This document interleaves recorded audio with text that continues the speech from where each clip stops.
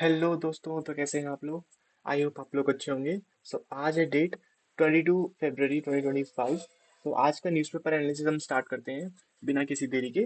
देखो, पहली ही न्यूज़ आपको आती है कि US elections aid allegations deeply troubling says ministry of external affairs. देखो, जैसा कि है कि ये न्यूज़ ना 2-3 दिन से चलती आ रही है। जब इलॉन मस्क ने क्या कहा गया कि हमने इंडिया को $21 मिलियन, आप समझ रहे हो, $21 मिलियन दिए हुए हैं फॉर इलेक्शन, कि ताकि जो इंडिया में जो इलेक्शन के टाइम पे जो डेमोक्रेसी हो, वोटर टर्नआउट हो, इसके लिए बड़ा एक तरह से वो इंक्रीज हो, या डेमोक्रेसी में पार्टिसिपेशन इंक्रीज हो। लेकिन प्रॉब्लम ये है कि अब इंडिया के साथ ये प्रॉब्लम है कि आप कैसे इंडिया के इलेक्शन में इंटरवीन कर सकते हो विदाउट इन्फॉर्मिंग द इंडिया, है ना। तो ये बहुत बड़ा एक इशू हो गया है कि US dose says it's cancel 21 million in the US aid funds for voter turnout in India, and MEA declines to comment on whether the government is reviewing US aid's ongoing partnership with multiple ministries or not. देखो, problem ये है कि एक foreign countries कैसे क्यों हमारे इस तरह एक तरह से हमारे इलेक्शन में इंटरवीन कर रही है। जैसे कि पहले भी बहुत बार देखा गया है कि यूएस हो गया, चाइना हो गया, ये लोग क्या करते हैं, ये लोग दूसरे के देशों में एक तरह से इंटरवीन करते हैं उनके इलेक्शन प्रोसेस में, और एक तरह से उनकी वहाँ की जो करंट गवर्नमेंट है उसको हटाने में ये लोग काम करते रहते हैं। इसीलिए बहुत ज़्यादा कंसर्निंग है। ये क्या हुआ था, इलॉन मस्क डिपार्टमेंट जब हुआ था, इलॉन मस्क का डिपार्टमेंट क्या है, डोज। डोज क्या होता है, डिपार्टमेंट ऑफ गवर्नमेंट एफिशिएंसी। ठीक है। उन्होंने एक तरह से लिस्ट बनाई थी कि mentioning that 21 million for voters turnout in India, अब हम इसको बंद करेंगे। तो ये बोल तो दिया उसने, बट अब प्रॉब्लम स्टार्ट हो गई है। ठीक है। यूएस डोनाल्ड ट्रम्प क्या कहते हैं कि वो कहते हैं कि अरे ये हमारे टाइम पे नहीं हुआ था, ये तो बाइडेन के समय पे हुआ था, है ना। जो उनके फॉर्मर प्रेसिडेंट है, उन्होंने ये शायद किया होगा। So the question is, the center on Friday said it was investigating very deeply troubling allegation made by the US government that the United States Agency for International Development planned to spend 21 million on funding voter turnout in India, and the expenditure has been cancelled by the US Department by billionaire Elon Musk in a decision shared in a post on X। ठीक है। तो ये इन्होंने x पे, आपके Twitter पे एक तरह से बता दिया। अब हमारी जो गवर्नमेंट ऑफ इंडिया है वो एक तरह से इस पे इन्वेस्टिगेशन कर रही है। देन हमारी अगली न्यूज आती है कि India China worked hard to protect the G20। ठीक है। ये G20 समिट्स क्या है, आपकी जो इंडिया की जो वर्ल्ड की टॉप 20 कंट्रीज है, उनका एक ग्रुप बनाया गया है, और ये लोग क्या करते हैं, डेवलपमेंट में काम करते हैं इस सब पे। देखो, एक इंपॉर्टेंट चीज याद रखनी है कि जो G20 है, उसका उसमें इंडिया पार्ट है, लेकिन जो G7 है, G7 क्या है आपकी, एक G7 नेशन की होती है, उसे कहते हैं आपका जो टॉप 7 डेवलप्ड नेशंस हैं, जिसमें इंडिया अभी पार्ट नहीं है। India is not a part of G7, although वो मीटिंग अटेंड करता है जस्ट एज अ गेस्ट, लेकिन वो एक्चुअली में मेंबर नहीं है G7 का। लेकिन जो G20 है उसका वो मेंबर है, और यही बात चल रही है कि जिस तरह से अभी हम देख रहे होंगे कि डोनाल्ड ट्रम्प एक तरह से एग्जिट कर रहे हैं from all the multilateral meetings, है ना। मल्टीलेटरल मतलब क्या होता है, मल्टीलेटरल मीन्स बहुत सारे देश एक तरह से मिले रहते हैं। देखो, बायलेटरल क्या होता है, बायलेटरल तो नाम से आपको पता चल जाना चाहिए कि दो लोगों के बीच में बात है ना। तो जैसे इंडिया और चाइना की बात चल रही है, तो वो बायलेटरल मीटिंग होगी, जैसे इंडिया इधर है और चाइना है, तो इसे कहते हैं बायलेटरल मीटिंग। मल्टीलेटरल होती है, बहुत सारे देश जब मिलकर बात कर रहे होते हैं, कुछ चीजों के ऊपर डिस्कशन कर रहे होते हैं, उसे कहते हैं मल्टीलेटरल प्लेटफॉर्म्स। ठीक है। तो India China worked hard to protect G20, said the Jaishankar.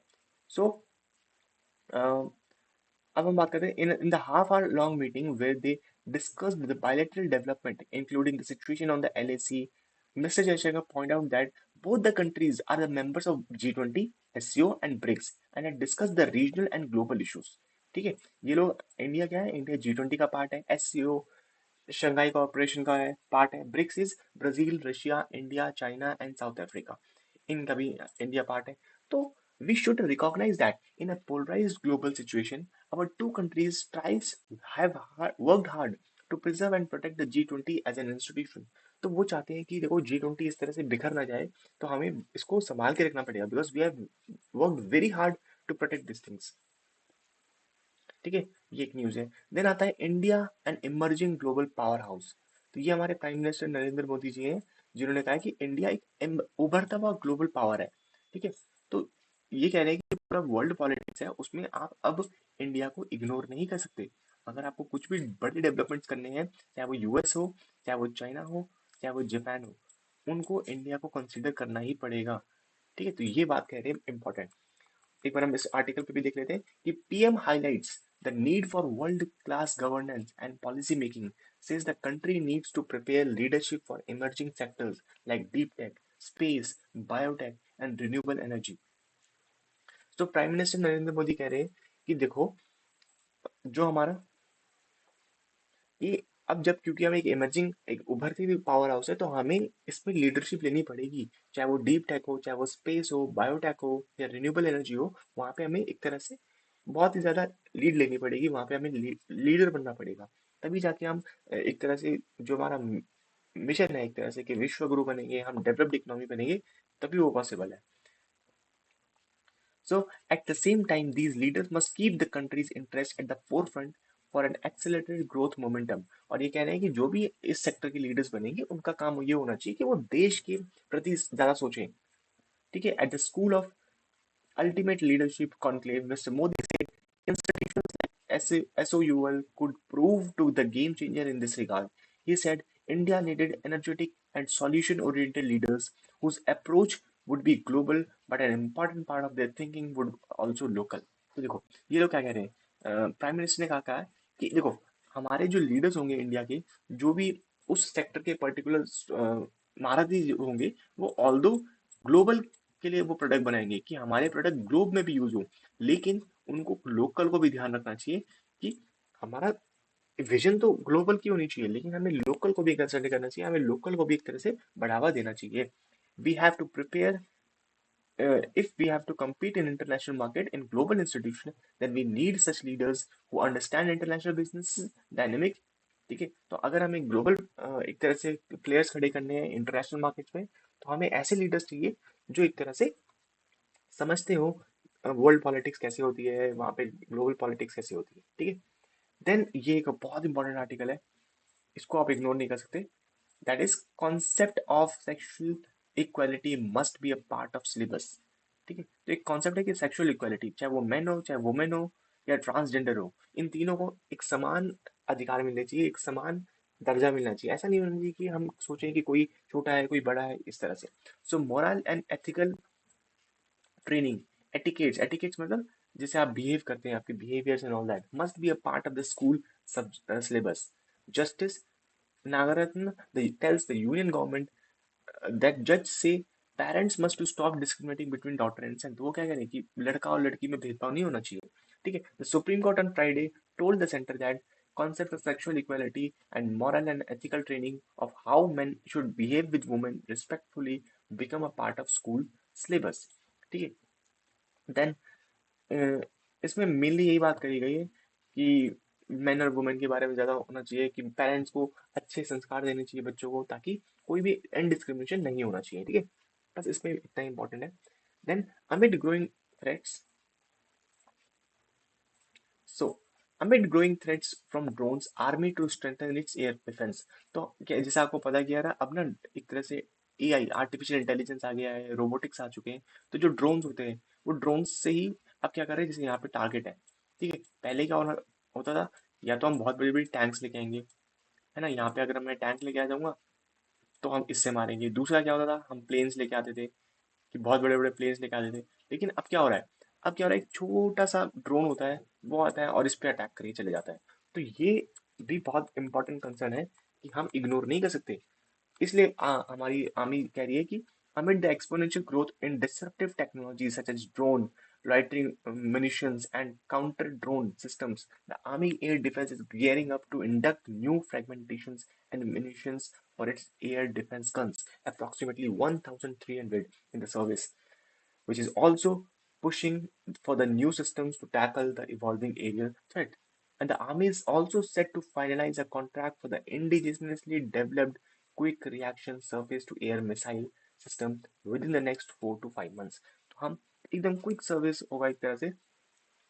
तो एक तरह से बहुत बड़ा रिवॉल्यूशन कर रही है आर्मी, जो है एक तरह से एक्सपेंडिचर्स करेगी कि ऐसी टेक्नोलॉजीज पे, ऐसी आर्टिलरीज पे, कि वो air to surface to air missiles, देखो सरफेस टू एयर मिसाइल क्या होती है कि यहाँ पे हमारा सरफेस है और ये एयर है, तो फटाक से वो अटैक कर सके।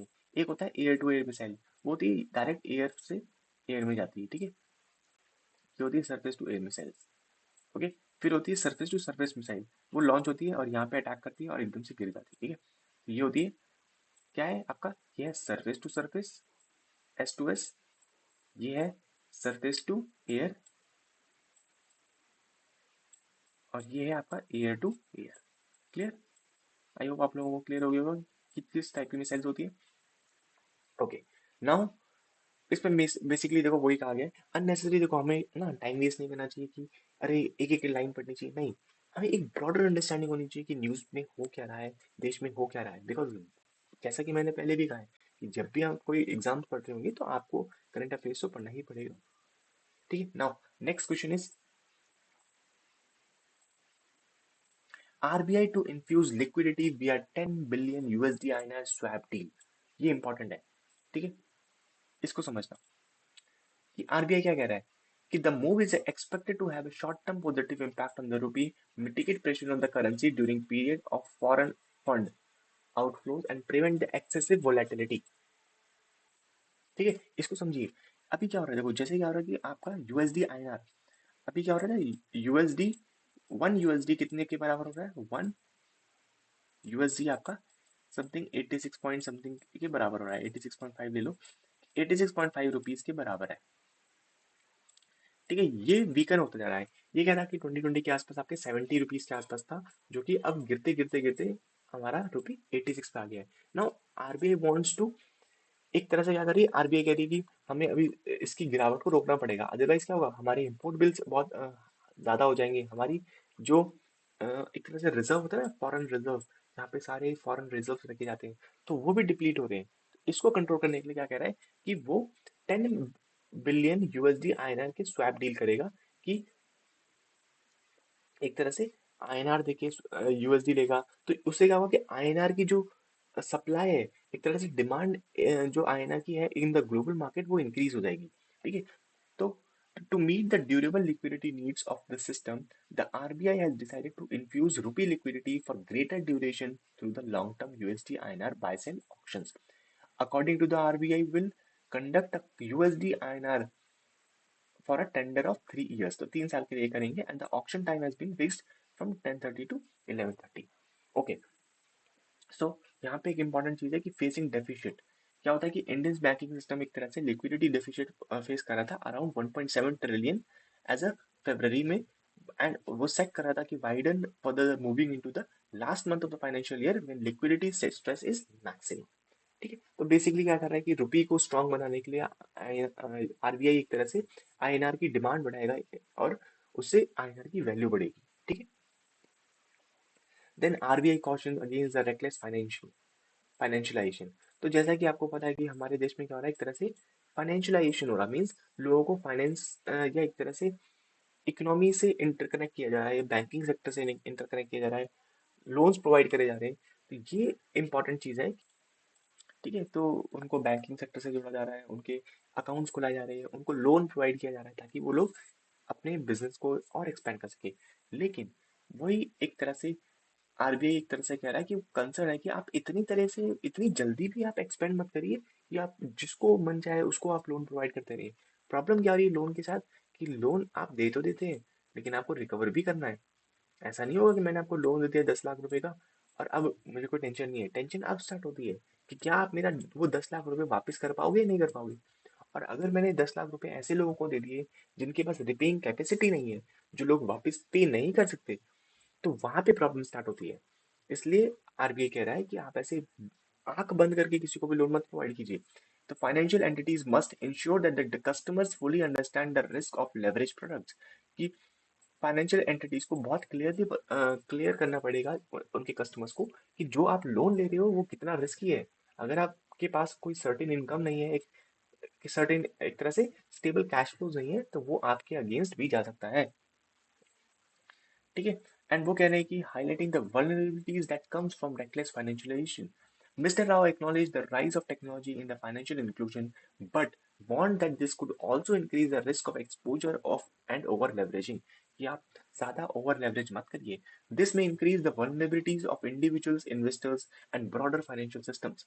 It is said that the presence of too much light can also lead to the blindness. वो क्या कह रहे हैं कि देखो, रोशनी अच्छी होती है लेकिन एक हद से ज्यादा जब रोशनी हो जाती है तो वो आपको ब्लाइंडनेस, वो आपको अंधा कर देती है.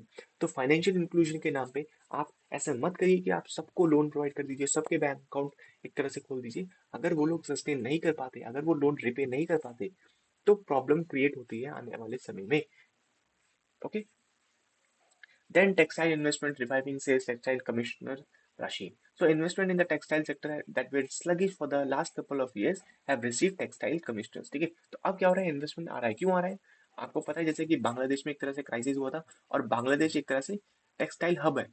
तो जब वहां पे क्राइसिस आते हैं तो वहां की जो डिमांड थी, जो एक तरह से वहां पे जो बिजनेसेस थे, अब वो बिजनेसेस एक तरह से शिफ्ट हो रहे हैं इंडिया की तरफ, चाइना की तरफ, हांगकांग की तरफ. इस तरह से उनमें शिफ्ट हो रहे हैं ताकि वो डिमांड को फुलफिल किया जा सके. इसलिए इंडिया में एक तरह से हो रही है. ठीक है, आई होप आपको समझ में आया होगा. Now next and the final article आज का होगा, Trump says Zelensky presence not important in talks to end war. देखो ये बहुत फनी एक तरह से चीज हो गई है कि जब आप एक तरह से कह रहे हो कि रशिया और यूक्रेन के बीच में हम वॉर रुकवाएंगे, रशिया और यूक्रेन के बीच में, तो आपको उस डिस्कशन में रशिया और यूक्रेन भी तो रखना पड़ेगा. लेकिन प्रॉब्लम क्या है कि जो पीस टॉक हो रहा है उसमें यूक्रेन को तो बुलाया ही नहीं गया, सिर्फ रशिया के साथ बात हो रही है कि क्या होगा. ठीक है. अब क्या हुआ था कि ये आपके सऊदी अरेबिया में एक तरह से ट्रम्प गए थे, ट्रम्प यूएस गया था, रशिया गया था, सऊदी अरेबिया था, लेकिन यूक्रेन के कोई भी रिप्रेजेंटेटिव नहीं था. तो ये बहुत फनी चीज हुई. ठीक है. Now US president claims Ukraine leader has been involved in talk for 3 years without producing the results. अब Rubio rejects claims that the Trump administration has capitulate to Russia, noting the need to determine if Moscow is serious about the peace. तो Trump कह रहे हैं, जो US president कह रहे हैं कि हमने यूक्रेन को 3 साल से उनके साथ बातचीत करी है और बिना कोई रिजल्ट आया, और उसका कोई रिजल्ट नहीं आया. तो अब हमने क्या किया, अब हमने यूक्रेन को बुलाया ही नहीं, अब हम डायरेक्टली रशिया से बात कर रहे हैं और उनके साथ हम डील कर रहे हैं कि कैसे आप पीस प्रोसेस को स्टार्ट करेंगे. So he says that doesn't consider this okay. I don't think he's very important to be in the meeting, Mr. Trump said in an audio interview. He's been there for 3 years and he makes it very hard to make the deals. Later, the US president added that Ukrainian leaders do not have any cards in the talk, और उनके पास कोई ऐसा एक strong position है कि वो बात करके चीजों को मना सकते हैं. I have had very good talks with the Russian president and I have had not such good talks with Ukraine. They don't have any card, but they play it tough. But we are not going to let this continue, Mr. Trump told a gathering of US governors at the White House on the Friday. Okay, Mr. Trump also wants the war to be with Ukraine to end, and he wants to know, are Russians serious about the ending the war or not serious about the ending the war. Okay, तो ये important चीज़ है. आज के article इतने ही थे important. And I hope आप लोगों को ये वीडियो अच्छी लगी होगी. अगर अच्छी लगी तो please like and share and subscribe the video. And I will meeting you on Sunday next day. And अगर आपको कोई भी चीज़ अच्छी लगी है, कोई भी आपको फीडबैक देना है, please give it on the comment section. And at the end please like share and subscribe my video. Thank you.